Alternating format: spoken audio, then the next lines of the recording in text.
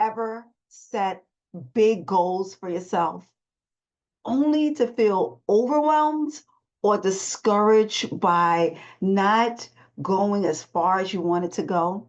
Or maybe you're wondering, how do I achieve my big dreams? And sometimes you still feel like you're still on an uphill battle.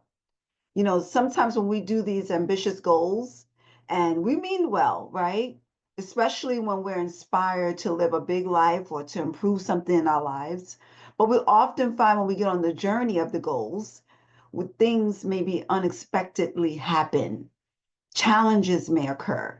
And we might feel as though there's no matter of me continually doing it. And I'm not making any progress. Or you still feel like, why am I going to do this? Where do I want to be? I'm not getting there. Perhaps you find yourself very discouraged. And I want you to realize that a lot of people doubt themselves of capable of meeting or reaching that finish line. See, the truth is, there's some common experiences that we all have experienced. And why is it so important for us to begin to move towards the steps of that finish line? Because we know that there's something bigger there. Well, I'm Dr. Cheryl Clark. I'm a licensed marriage and family therapist, a communication coach, and the founder of Speak Your Power Now. And I'm so happy you are here. I help people discover their authentic voice and break through some of the barriers that may have been holding them back to reach their true potential. And in today's show, I'm going to show you 3 proven strategies that you can finally hit your goals and dive deeper into how you can set these high goals that you may have for yourself without letting them weigh you down or you feeling overwhelmed. We're going to discuss some of these strategies that you can be able to take the growth that you need and finally take and leave that self-doubting mindset behind you. See, the upcoming year, you wanted to make it be a meaningful one, or maybe you're in the middle of the year, whatever it is, wherever you are, you can make sustainable progress with some well-known proven strategies. So whether you're working on your career, whether you're working on relationships, personal development, I want you to stay tuned for the strategies and the approaches that is going to be a game changer for you, the game changer you've been looking for. So if you're new here, I always say go ahead and get a piece of paper, a pen, your journal, wherever, however you write it down. And I assist you with writing some things so you can see, because I'm a visual learner. You may be a visual learner. So we're going to be doing some things here today. And I want you to go along with me in wherever you feel comfortable. So in these 3 proven steps of strategies, that you're going to learn how to really set these goals. And high goals are not bad goals. It's just that when you set these goals, sometimes the first thing is I want you to set the goals without self-punishment. Set the goals without self-punishing yourself. So let me just say this, because at times we don't even realize that we're punishing ourselves. So the first one is that you have to do it without setting the goals without punishing yourself. What is the punishment? What does that mean, Cheryl? Well, when we aim for high goals, right? Sometimes it leads to self-criticism, frustration, but with the right strategies, it's not impossible for you to shift it. It's possible for you to shift it because we're going to turn it the progress, not punishment. So progress, not punishment. Because a lot of us tend to punish ourselves. So the progress that we're going to make is I'm going to start by addressing some common conflicts that we do have.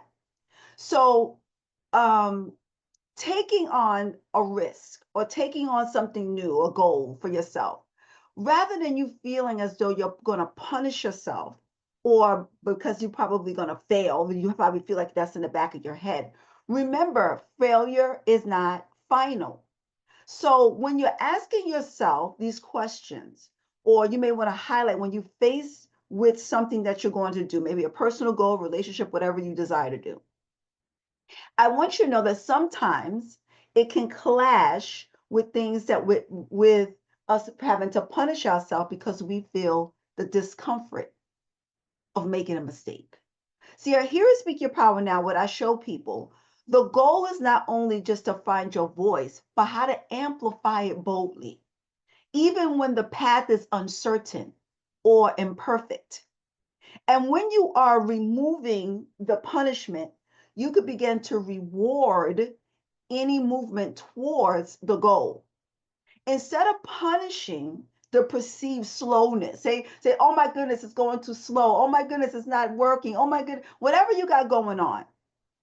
We need to cultivate the environment in your life that allows you to reward you even taking the risk. See, taking the risk is that you say, okay, I took it. I may have, failed, or I may have missed the mark, or whatever that is. But now you're going to reward yourself. This is the big thing. This is the strategy that you're going to do. You're going to begin to reward yourself with the little small wins. Whether it be that you wrote it down, you read something, you adapted something, celebrate the little wins for that. You said you was going to adopt it. You said you was going to do it. Instead of punishing yourself, you did it. Whether it was you wrote it down, give yourself the win for writing it down, actually figuring it out, or listen to something. And if you adapted it, then you celebrate yourself and shift the language. Discover and create the mindset whether the failure you felt like you failed or mistake is stepping stones. It's stepping stones to where you want to be. So when I tell you these things, it's a practical application I want to give you. It's called compounding efforts. Now, what does that mean? This concept of compounding your efforts to small actions. So it's the 1% daily thing that you're going to do. Even if you move 1% of improvement or towards the goal, however you are moving it, even if you move 1%, understanding that it's the compounding of your efforts. It compounds. It's the core foundation of your habits. So when you compound these things, you're consistently making small steps. Your choices over time, they're just like they're compounding interest in the world of finance. Those small investments that you did over time, they will grow exponentially. Daily habits, creating, cultivating the effects of building it over time. So your compounding behavior of consistency. Now, this is what compounding effects will be. It will be consistency. Now, this is the compounding of it. Will be consistency. And how you get to remember it is that you understand that, think about interest, think about the finance world, and compounding my steps, right? Think about that. So the compounding interest is consistency. That's the number one. Am I consistent? Am I consistent? Then you have to look at time. Nothing doesn't happen. Time. Nothing happens overnight. So with the compounding interest, you got to be consistent and you got to make time for it. It doesn't happen overnight. And the last one is patience. You got to be patient with yourself. Sometimes we're not patient with ourselves. We want to have it so quickly. So when you have consistent time and patience, that is the compound efforts that you're going to make towards meeting your goal. So this is the number one, all in one. This is the number one strategy. So let's go to number two. The number two strategy. Now I love them all, but this is where you get to really understand what you're looking at. Then the number two strategy is my favorite. I teach a lot with my clients. Embracing the chunking and shaping method, because this will go to your reward for gradual progress. So what does this mean? Chunking and shaping is something I'm going to talk about with you because I like this concept and shaping. All right, so these two concepts are very important for your life. Now, it's important because this gives you the reward at a gradual progress. So why are steps? You got to ask yourself, why are steps leading you to a big success? So many of us have these ambitious goals, whether it's improving your fitness, learning a new skill, building a new habit, however the journey takes you. And sometimes we can feel overwhelmed if we focus on the end of the goal. That's why with my 30, 60, 90-day planning method that I show people how to do. So you want to get into that class because I show people a specific way of how to plan it out. Because when you're not planning it out, when you put it all at once, then you feel like, oh my God, I got to meet that goal. I got to meet that goal. I got to meet that goal. No. One of the powerful approaches is that you are being able to be more achievable is that you break them down in smaller, manageable steps that we call that chunking. So when you combine chunking with shaping or reinforcing, you reinforce the progress of each stage and each portion. So it becomes a highly effective strategy to encourage your own self to be consistent for long-term growth, right? So I want you to realize that.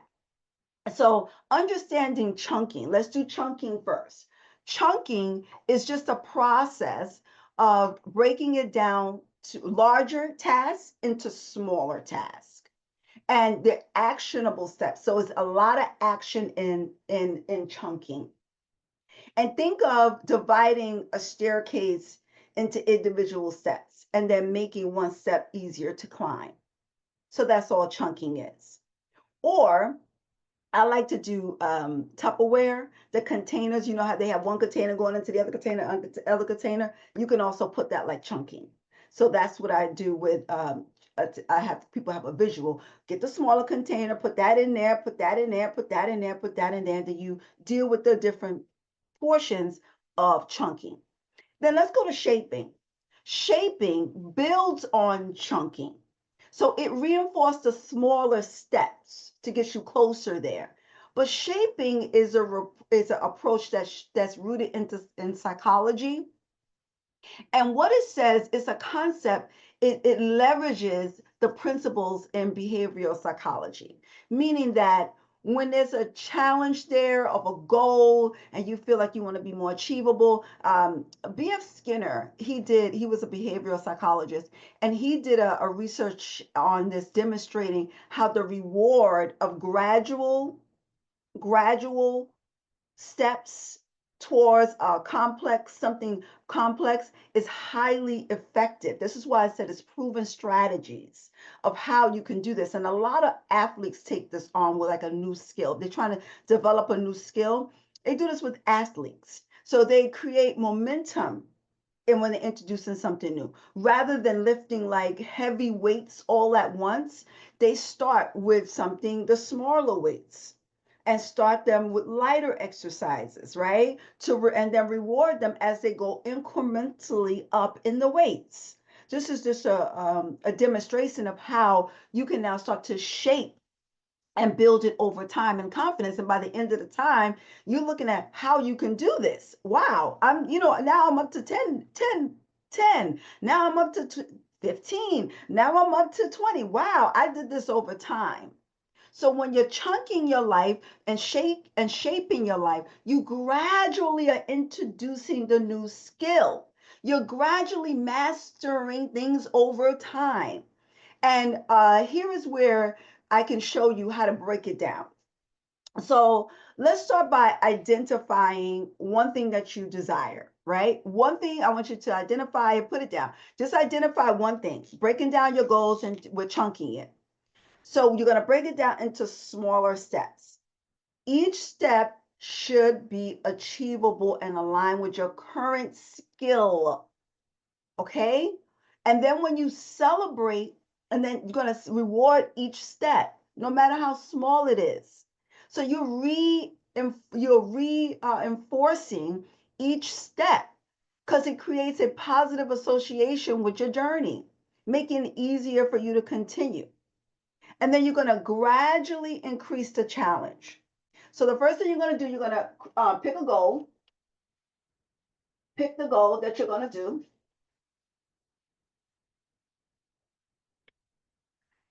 Let me get a new marker. And pick a goal. And then you're going to divide it into smaller steps. Smaller steps.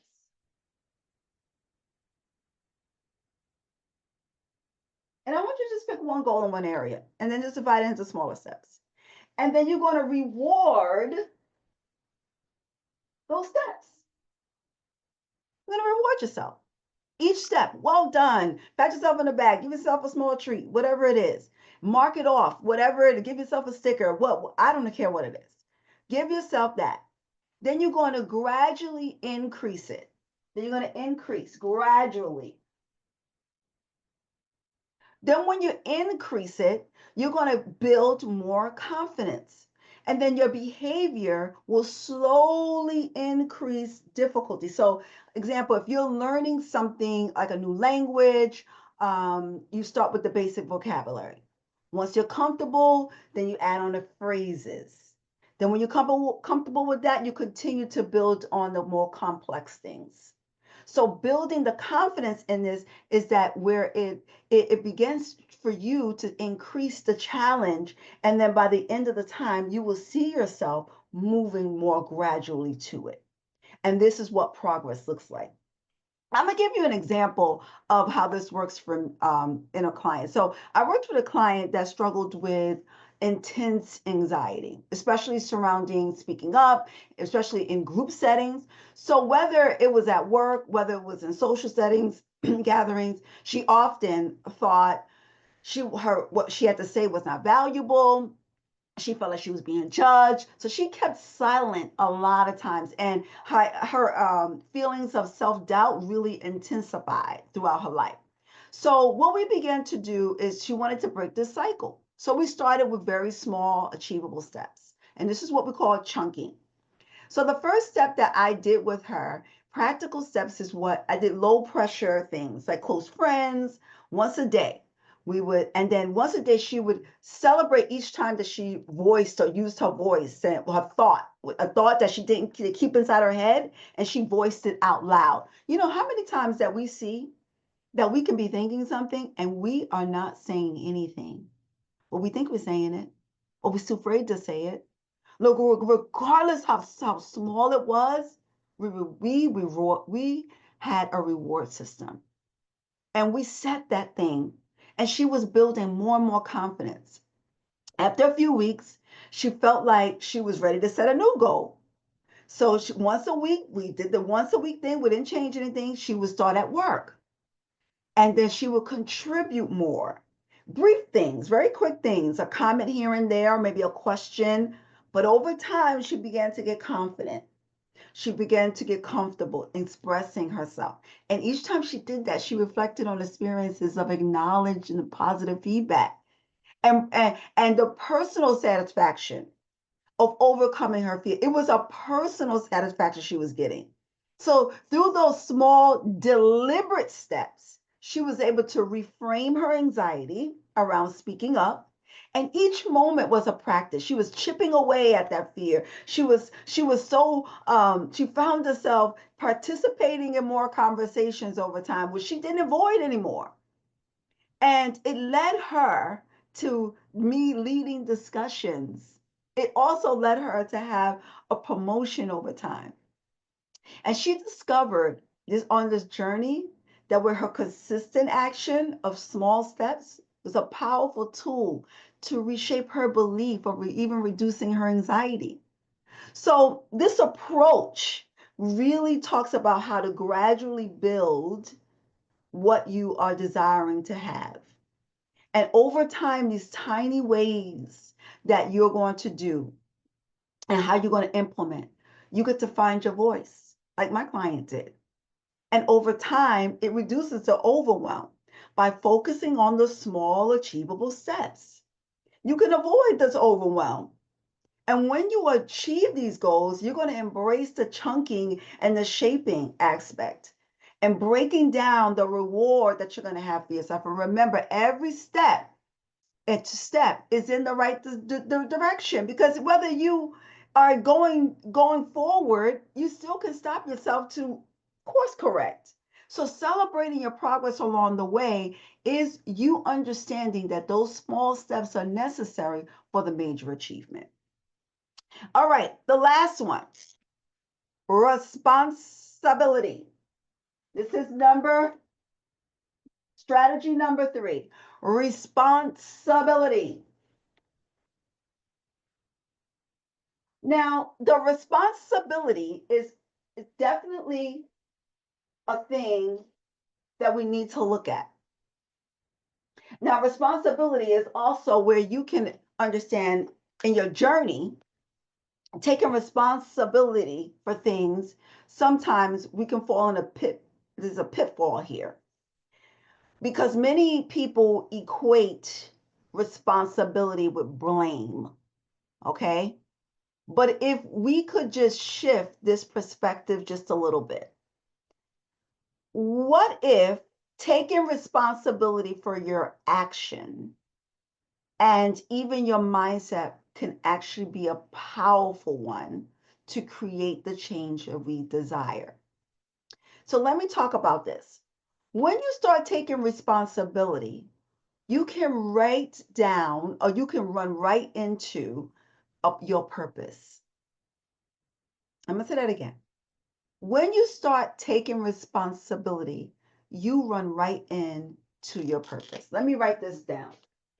Taking responsibility runs you right in to your purpose. Because understanding taking responsibility has a pathway to our purpose. Taking responsibility for our action involves us owning up, whether it's positive or negative, whether it's a consequence of your choice or whatever it is. It's the behavior rather than you saying that wasn't me or blame game.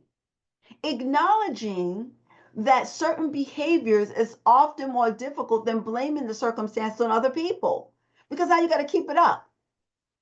So in the long run, taking responsibility for your actions demonstrates strength of character and the willingness for you to grow.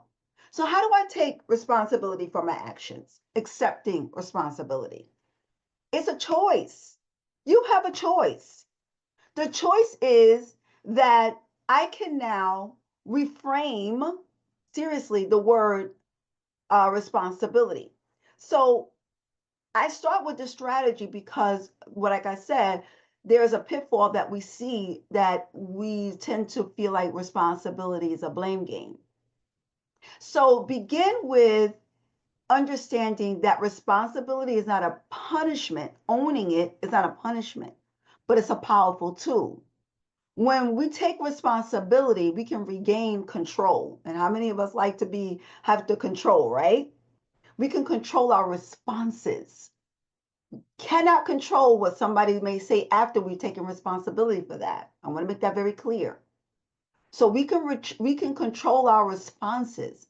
Then we can control how we will respond and opposed to be reactivated.